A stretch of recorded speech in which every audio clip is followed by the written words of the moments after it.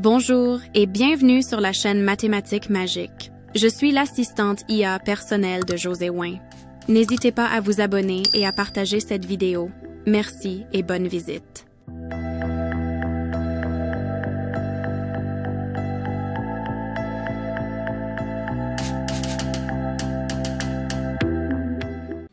Bonjour à tous, je suis très heureux de vous retrouver pour cette nouvelle vidéo qui parle aujourd'hui donc d'un gestionnaire de mots de passe gratuit et open source qui se nomme KeePass.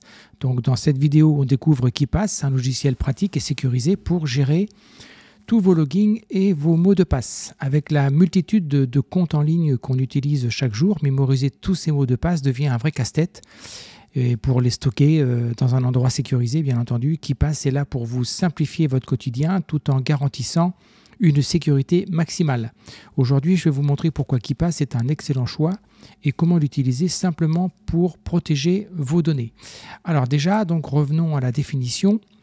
Ici, j'ai affiché le site KeePass. Tous les liens de cette vidéo sont disponibles dans la description de cette vidéo, juste en dessous de cette vidéo.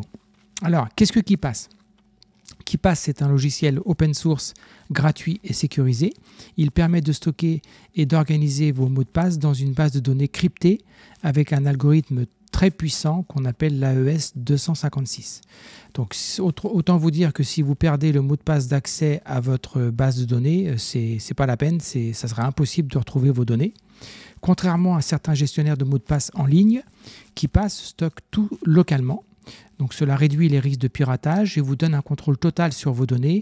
En plus, il fonctionne sur Windows, macOS et Linux et même sur mobile grâce à des applications tierces. Donc il est vraiment tout terrain. Et encore une fois, je répète, il est gratuit. Donc pourquoi utiliser KeePass ? Alors KeePass répond à deux besoins essentiels. Premièrement, la sécurité. Vos mots de passe sont protégés dans une base de données sécurisée et avec un mot de passe principal, bien sûr. Et la simplicité avec KeePass, pas besoin de mémoriser des dizaines de mots de passe, tout est stocké en un seul endroit, accessible facilement. Et je vous montrerai aussi un autre avantage, c'est qu'on peut avoir des mots de passe vraiment impossibles à retenir parce qu'il n'y a aucun moyen mnémotechnique pour les retenir, mais qui vont quand même être très très forts, donc des mots de passe forts pour KeePass grâce à une gestion automatique des mots de passe. Alors, les fonctionnalités clés. Donc on peut rechercher rapidement et de manière efficace les différentes entrées et puis on peut copier-coller le login, copier-coller le mot de passe et accéder directement aux URL de son choix. On a aussi un générateur de mots de passe et on peut organiser par catégorie. Alors je vous montre tout ça ici. Donc ici moi j'ai installé KeePass en allant sur le site qui est en fond d'écran ici et puis j'ai ouvert une base de données, donc c'est la base de données que vous aurez quand vous allez arriver donc à utiliser donc une première base. Donc celle-ci elle est vide, il y a, vous voyez, des groupes Windows, réseau, internet, courriel, banque à domicile. Alors on peut changer les noms, par exemple banque à domicile, je peux changer son nom et donc je vais mettre éditer le groupe et puis je vais l'appeler personnel. Personnel. Voilà, je fais OK. Voilà, le nom du groupe a changé. On peut changer aussi l'icône. Mais je vais mettre un icône comme ceci. OK, donc vous commencez à comprendre que c'est vraiment très facile de le personnaliser. Et puis, on peut aussi ajouter un groupe. Je vais faire ajouter un groupe. Je vais mettre le groupe achat. Bon, je fais un peu n'importe quoi. Hein. Et puis, l'icône, je vais mettre... qu'est-ce que j'ai comme icône peu importe, hein, pour pas que la vidéo dure trop longtemps, je vais mettre un petit marteau. Bon, imaginons que ce soit de l'achat de bricolage. OK. Ah, c'est dans courriel. Ça, c'est un sous-dossier du dossier courriel. Alors, est-ce que je peux le glisser, déposer ? Ouais, je peux même le glisser, déposer, vous voyez, pour l'emmener. Donc, on peut faire des groupes et des sous-groupes. Et on peut, comme ça, décaler, comme avec l'éditeur de l'explorateur de fichiers, de Windows, on peut comme ça décaler des groupes pour aller les mettre dans des sous-groupes, etc. Bref, dans achat, imaginons, je vais créer une première entrée, donc on clique ici, ajouter une entrée. L'entrée, je vais l'appeler Croque la vie. Pardon, attendez, Croque la vie, ce sont des croquettes. Je vais mettre ici croquettes. Croquettes pour chien. Voilà. Et nom d'utilisateur, ben, ça va être le nom. Alors moi je l'ai mis dans un fichier texte pour vous montrer. Hein. Par exemple, ça sera démo yahoo.fr. Bon, ce sont des adresses mail fictives, hein, bien entendu. Le mot de passe, vous voyez ici, vous en créez un automatiquement. Alors si je le mets donc en clair, donc c'est un mot de passe qui serait impossible à retenir, un mot de passe vraiment très fort, mais il a 20 caractères. Mais vous pouvez aussi choisir votre mot de passe à vous perso, bien entendu. Donc si on laisse comme ça, c'est lui qui le choisit. Et si on le met comme ça avec 3 petits points, quand il est en clair, on peut en choisir un perso. Par exemple, mon mot de passe perso que je vais prendre, qui n'est pas un mot de passe fort, hein, ça va être mes croquettes. Donc c'est absolument à éviter de mettre des mots de passe aussi faibles que ça. CTRL-V, voilà. Et l'URL du site, je vais la prendre ici, c'est celle-ci. Comme ça, je n'ai pas besoin de me souvenir des URL pour aller arriver aux différentes pages du site. Parfois, les URL sont assez longues. Celle-ci, ça va encore assez courte. Et donc, encore une fois, ici, le mot de passe est très faible, hein, mais on peut en créer un automatiquement grâce à ce logiciel-là. Et donc, je fais OK. Donc, vous voyez qu'ici, maintenant, ben, dans Achat, j'ai Croque la vie, j'ai des mots Yahoo, etc. Donc, quand vous allez utiliser cette base, plutôt que de retaper demo yahoo.fr pour votre login et votre mot de passe ainsi que l'adresse URL, vous avez 3 boutons ici qui s'affichent. Donc un bouton pour copier le nom d'utilisateur, un bouton pour copier le mot de passe et un bouton pour aller ouvrir l'adresse URL. Donc je vais cliquer ici sur cette entrée-là, donc sur l'adresse URL. Ça va directement ouvrir l'adresse. Ça, je vais fermer. Ça va directement ouvrir l'adresse URL pour me connecter. L'email, je n'ai pas envie de la retaper, donc je vais aller dans, ici, cliquer sur le nom de l'utilisateur. Donc, je copie-colle. Alors, vous voyez, il y a un délai. J'ai 12 secondes pour aller le coller. Donc, je vais faire clic droit, coller. Ça y est, j'ai collé mon nom d'utilisateur. Et même chose pour le mot de passe. Ça y est, maintenant je peux plus. Maintenant le presse-papier est vide, je peux plus coller le mot de passe, le nom d'utilisateur. Et le mot de passe c'est pareil, s'il est très très long et très compliqué, je ne vais pas m'embêter à le copier. Donc je vais cliquer ici sur copier le mot de passe. Là encore, j'ai 12 secondes pour le coller. Et maintenant, si je fais valider, eh bien je vais accéder. Bon là c'est fictif, hein, mais je vais accéder à mon compte pour pouvoir commander des croquettes. Voilà donc un exemple tout bête. Le délai, on peut le changer dans outils options. Dans outils options, je ne sais plus où c'est. Par contre, on peut changer le délai parce que 12 secondes, ça peut peut-être être un petit peu court. Donc ici, voilà, ils sont là les 12 secondes. Temps d'effacement automatique du presse-papier en secondes. Bon, moi je vais mettre 60 secondes. On n'est pas, voilà, 60 secondes et je fais OK. Ce qui fait que maintenant, j'aurai un peu plus de temps pour aller copier-coller mes mots de passe. Alors, je me répète, mais c'est un peu mon métier, un petit peu d'enseignant. L'avantage de ce système, vous voyez ici, quand je vais revenir, si je fais éditer l'entrée, c'est que ici, je peux mettre des mots de passe très très forts. Par exemple, là, je vais tout effacer. Là aussi, et je vais faire générer un mot de passe. Donc, mot de passe généré automatiquement pour les nouvelles entrées. Voilà, j'ai un mot de passe très très fort ici, difficile à retenir par cœur, avec des lettres majuscules, minuscules, et je fais enregistrer. Eh bien, je n'ai pas besoin bien sûr de le retenir, puisque de toute façon, je pourrais faire copier et coller ici, copier le mot de passe en faisant CTRL-C.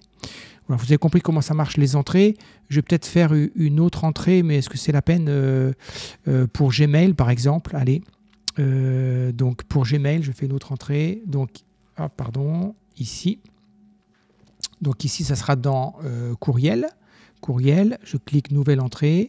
Donc je vais mettre mail de Gmail, parce qu'il faut que je vous montre après comment on fait pour chercher des entrées, chercher une entrée particulière. Nom d'utilisateur, donc c'est démo, bien sûr, c'est fictif. Démo ici, Gmail, donc CTRL-V. Le mot de passe, je vais imaginons, bon, non, allez, je mets celui-là qui n'est pas un mot de passe fort, CTRL-C, comme ça vous saurez faire autrement qu'avec un mot de passe généré automatiquement. Donc comme il n'est pas généré automatiquement, je clique sur les 3 petits points, j'efface ceci et je mets mon mot de passe qui est absolument complètement faible, très très faible. Et ici, je mets l'adresse de Gmail, CTRL-C, et je reviens, CTRL-V. Bon, je n'ai pas besoin, et donc je fais OK. Donc je n'ai pas besoin de... Alors là, je me suis trompé, j'ai fait Gmail, éditer entrée, Gmail. Voilà. Donc je fais fichier enregistrer la base de temps en temps. Je vous montrerai après pour la base, il ne faut pas que j'oublie comment la sauvegarder, autrement que sur le disque du PC. Et donc, même chose ici, je souhaite accéder à mon compte Gmail, je clique ici sur... donc ça ne marche pas parce qu'il m'a reconnu au niveau de mon compte Gmail, donc c'est pas grave, mais ça marcherait. Donc vous arriverez à Gmail bien entendu, et puis vous pourriez faire effectivement copier le mot de passe et copier le login et copier le mot de passe. Voilà. Alors ce que je voulais vous montrer maintenant, c'est comment rechercher une entrée. Donc je vais mettre dans Général, bon là j'ai pas beaucoup d'entrées, et puis je cherche quelque chose qui concerne les croquettes. Donc je vais taper croc ou croquette. Et là, ça ne marche pas.